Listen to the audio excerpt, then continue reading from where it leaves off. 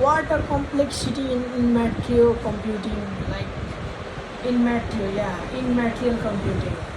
Like there are mechanical systems, optical analog computers, and all kinds of analog computers that do have memory, and the input output is on the material that is superimposed to each other, like memory and the input and the output powers all delivers on the same materials, and this processing is happening and within the materials, and it's all about single materials, right?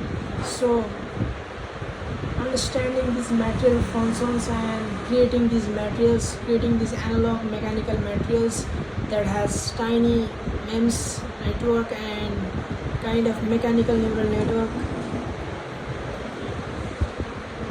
has immense power to do computations and do make passive systems that can run on by their own, like a passive glider that glides Earth atmosphere without requiring any batteries, solely relying on mechanical systems and its mechanical properties like heat, parameters, expansion and contractions, all the personalized, well computed, highly simulated things. And I think these are the great things, and we have to learn from it, and we have to make it. It's so much. These things need high precision, and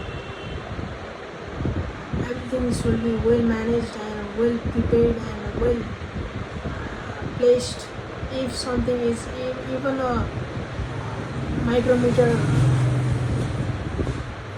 misplaced or micrometers disarrangement, then these things won't be working. So everything should be perfectly placed and everything should work finely in this way.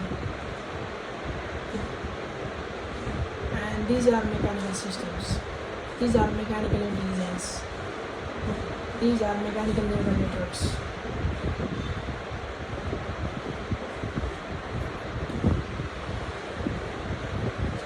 So you have an input, right, and you have a function and you have the output, and these things can have in one matrix.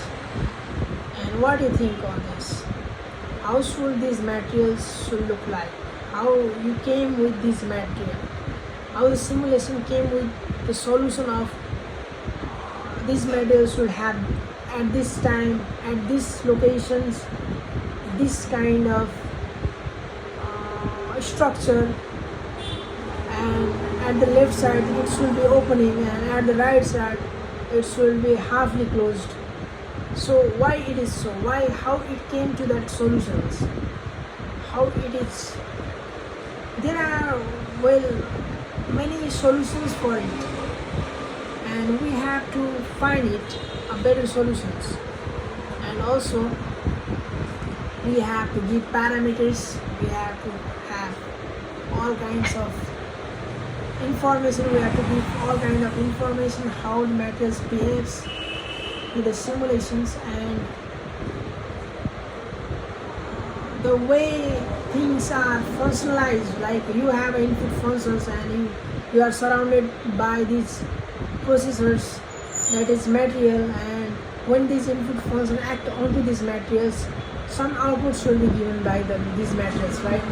So these outputs are given by these materials as a function again, and this is the solution for that underlying input function. And you have to solve this by any means, like you can use to solve this by mechanical systems, you can solve by computations, you can solve by optical phenomena, you can solve by acoustic, you can solve any way.